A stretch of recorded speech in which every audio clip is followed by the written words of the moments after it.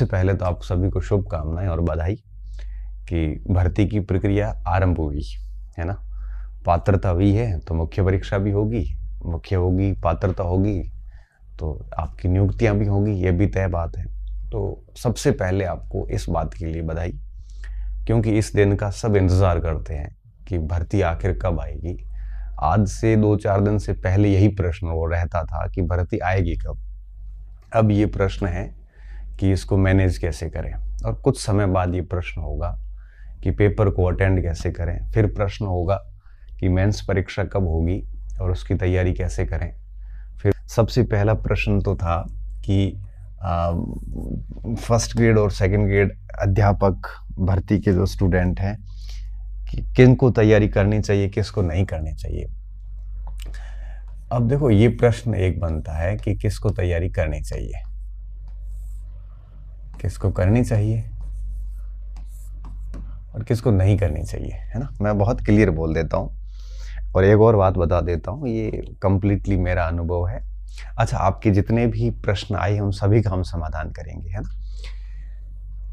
देखिए, अगर आप फर्स्ट ग्रेड के स्टूडेंट हैं और आप बहुत अच्छी तैयारी कर रहे हैं, 4-5-6 महीने से 12 महीने से आपने फर्स्ट ग्रेड को पूरा टाइम दिया है, आपने सब्जेक्ट पढ़ा है, आपने फर्स्ट पेपर पढ़ा है, आप पूर्ण रूप से समर्पित हो कि फर्स्ट ग्रेड की अगर तैयारी कर रहे हैं, तो मुझे लगता है आपको इस अध्यापक भर्ती में नहीं उलझना चाहिए।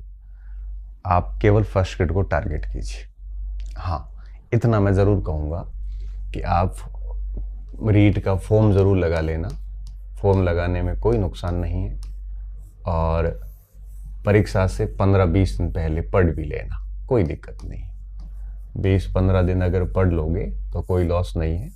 एक कॉन्फिडेंस ही आता है, पात्रता रहती है, आजीवन पात्रता है, तो किसी भी परीक्षा को पास करने से एक बूस्ट मिलता है, एक मोटिवेशन मिलता है, उसमें कभी भी लॉस वाली कोई बात नहीं होती। ठीक है, 15-20 दिन तैयारी करके पेपर दे देना, पात्र हो जाओगे, और उसके बाद वापस फर्स्ट ग्रेड पे लग जाना, क्योंकि फर्स्ट ग्रेड भी जल्दी आ जाएगी और 1 साल बाद उसकी परीक्षा भी आपको देखने को मिलेगी। इसलिए पहला काम तो ये करना है, अगर आप फर्स्ट ग्रेड के वाकई में सीरियस स्टूडेंट हैं। वाकई में सीरियस का मतलब क्या होता है? वाकई में सीरियस का मतलब ये होता है कि जिसने ईमानदारी से सिलेबस पूरा पढ़ा है, पिछले कुछ महीनों से या कुछ वर्षों से कंटिन्यू तैयारी कर रहे हैं, अभ्यास कर रहे हैं, बढ़िया तरीके से प्रॉपर वे से तैयारी कर रहे हैं, तब तो आप ये मत करना, उलझना ही मत।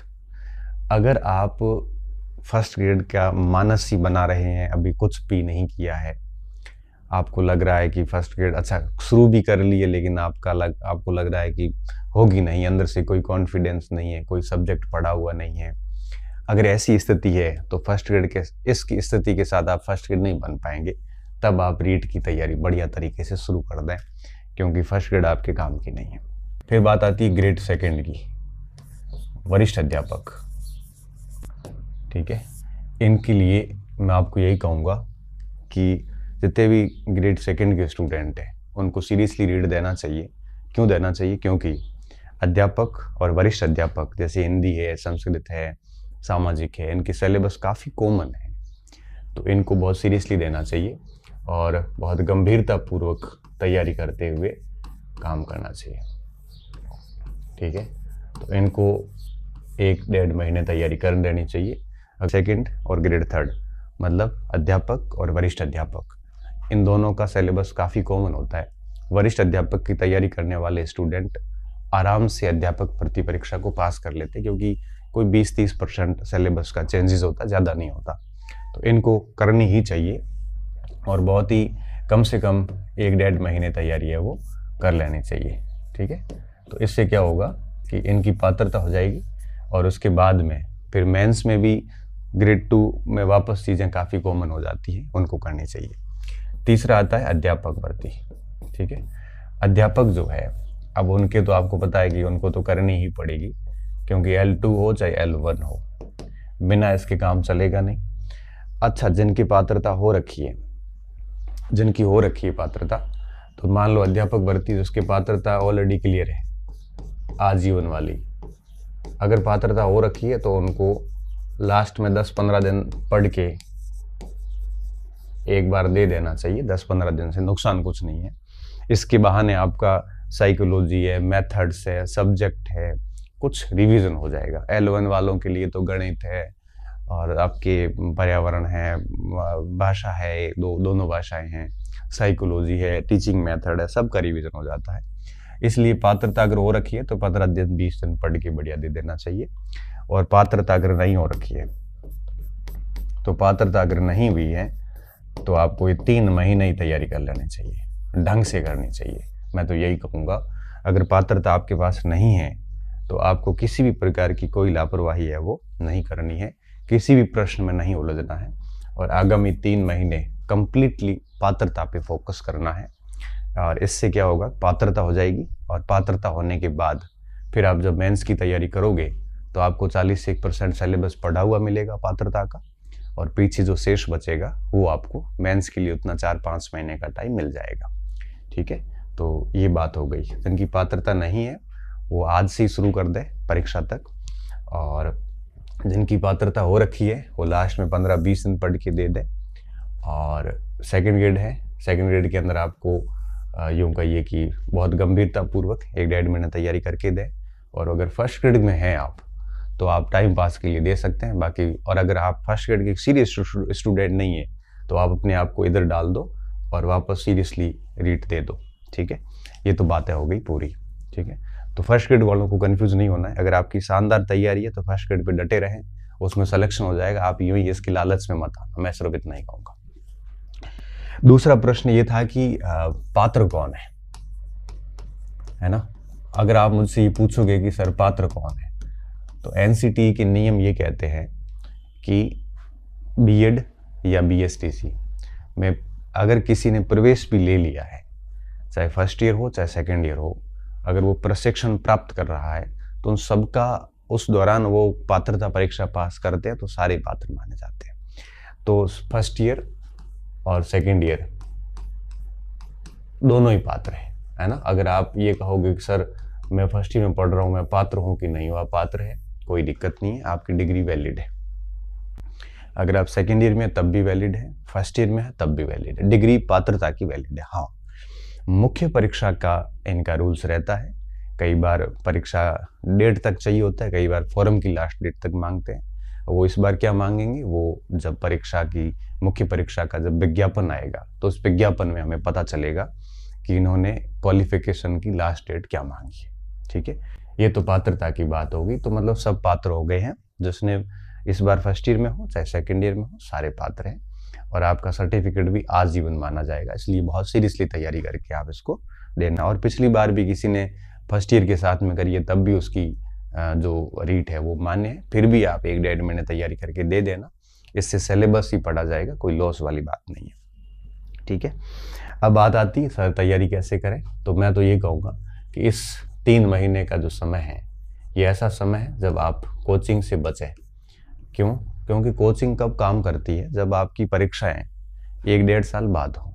अब 3 महीने, कई सारे बच्चे मुझे पूछते हैं सर बैच लोगे कि नहीं लोगे। मैं बहुत स्पष्ट मना करता हूँ। देखो, कोचिंग अगर बैच लेता भी है तब भी हमें बचना चाहिए। रीज़न क्या है? रीज़न साफ है कि कब क्लासेस लोगे, कब नोट्स तैयार करोगे, कब उसका रिवीजन करोगे। इसलिए अब ऐसा समय है कि अब आप कोचिंग से बचें, मैं तो सिर्फ यही कहूँगा। और ज़्यादा से ज़्यादा आप Rajasthan board for secondary education जो है RBSC की पुस्तकों पे ध्यान दें, क्योंकि माध्यमिक शिक्षा बोर्ड पेपर बनाएगा तो डेफिनेटली अपनी पुस्तकों से ही बनाता है। 6ठी से लेकर आपके 10वीं तक की जो पुस्तकें हैं ये आपके L2 वालों के लिए, और 8वीं तक की पुस्तकें L1 के लिए ज़रूर पढ़ें आप। और जो कोर्स में से बाहर बचता है उसके लिए कोई गाइड आप ला के पढ़ लीजिए। ठीक है, तो RBSC और गाइड पे फोकस कीजिए। आखिर पात्र ही होना है, मेरिट में तो आना नहीं है। कईयों ने कोचिंग्स कर रखी है तो कोचिंग का मटेरियल भी पर्याप्त है, उनको वापस गाइडों की तरफ जाने की ज़रूरत नहीं है ना। तो गाइड है, RBSC है, या फिर नोट्स, आप अपने जो नोट्स हैं इन तीनों में से तीनों का सहारा ले सकते हैं। कोचिंग से बचना है। अभी आपको क्या करना है, सेल्फ स्टडी करनी है। आप अगर ये मत सोचना कि मैं सर पहली बार कर रहा हूँ, बिना कोचिंग कैसे होगा। आराम से हो जाता है, सब पहली बार ही करते हैं। चौथा प्रश्न रहता है सर मेंस कब होगा। देखो अगर मेंस की बात करें तो मुझे लगता है कि अगस्त के बाद कभी भी हो सकता है, कभी भी हो सकता है। कभी भी होने का मतलब है कि अगस्त के लास्ट वीक में भी हो सकता है। मुझे जुलाई तक लगता नहीं है, क्योंकि जनवरी लास्ट वीक या फरवरी के आसपास पहले वीक में अगर पात्रता होती है तो मार्च अप्रैल में परिणाम आएगा, फिर विज्ञापन मेंस परीक्षा का आएगा, फिर 2-3 महीने बच्चों को टाइम दिया जाएगा परीक्षा के लिए। 3 महीने तो कम से कम टाइम देते ही देते हैं। तो जैसे मार्च के आसपास अगर ये पात्रता क्लियर हो जाती है और अप्रैल में अगर विज्ञापन आता है तो मई जून जुलाई तो चले गए, अगस्त या उसके बाद कभी भी हो सकता है। तो आपको प्री के बाद में भी कम से कम 7-8 महीने का समय रहेगा। पैटर्न सेम रहेगा, कोई बदलाव नहीं रहेंगे मुझे जहाँ तक लगता है। आरक्षण वगैरह का कुछ इस बार है नहीं, मुझे लगता है ऐसा। मैंने पहली भी कहा था कि इस भर्ती में शायद ही आरक्षण दे, फिर भी कुछ सरकार का कह नहीं सकते, लेकिन पैटर्न सेम रहेगा, डरने की जरूरत नहीं है। और ठीक है, थोड़ा मोटा कोई इधर उधर होगा तो सिलेबस तो वही रहेगा, ज़्यादा कुछ फर्क पड़ना है नहीं। ठीक है, अब ये बातें तो क्लियर है। अब बात आती है कि आप इसको टाइम मैनेजमेंट अच्छे से करना। अभी आपके पास में 90 से 100 दिन का टाइम बचा हुआ है और इन दिनों को आप बढ़िया से अगर यूज़ करेंगे तो आप मेंस का भी 50% कोर्स कर लेंगे और पात्रता भी बढ़िया से कर लेंगे। एक मिनट की वैल्यू है, आप बिल्कुल ख़राब मत करना। मैं सिर्फ यही कहूँगा, जैसे 2 स्टूडेंट हैं, एक स्टूडेंट 10 घंटे पढ़ता है, एक स्टूडेंट 6 घंटे पढ़ता है, एक स्टूडेंट मान लो कि 4 घंटे ही पढ़ता है, तो 10 घंटे वाला एक महीने में 300 घंटे पढ़ लेता है और 6 घंटे वाला एक महीने में 180 घंटे पढ़ता है। मतलब क्या हुआ? मतलब ये हुआ कि 10 घंटे वाले ने एक महीने के 2 महीने कर लिए और 6 घंटे वाले ने एक महीने के 15 दिन कर लिए। तो अभी सबको समान टाइम मिलेगा। अभी आपके ऊपर तय होता है कि आप एक महीने इस 100 दिनों के 200 दिन करते हैं या 100 दिनों के 50 दिन करते हैं। और आखिरी बात कि सर इसको मैनेज कैसे करना है, मैं सिर्फ यही कहूँगा कि आपको जैसे L1 के हैं तो क्या करना है, टाइम ज़्यादा हो रहा है बस, लेकिन थोड़ी सी सिंपल सा बता देता हूँ। L1 वालों को क्या करना है, L1 वालों को इन तीनों को डेली टाइम देना है। 1-2 घंटे गणित को दे दो बल्कि, मनोविज्ञान को और भाषा को। एक भाषा पढ़ते हो फिर दूसरी शुरू करो, दूसरी पढ़ते हो तब बंद कर दो पहली और फिर दूसरी पूरी होते पहली शुरू कर दो। इसको रैंडम चलने दो, मनोविज्ञान चलने दो। और रही बात पर्यावरण की, पर्यावरण के अंदर RBSC की किताब के टॉपिक देख लेना और RBSC में जो टॉपिक नहीं है वो किसी गाइड से देख लेना, वो लास्ट में देखना और थोड़ी विधियाँ इसकी देख लेना।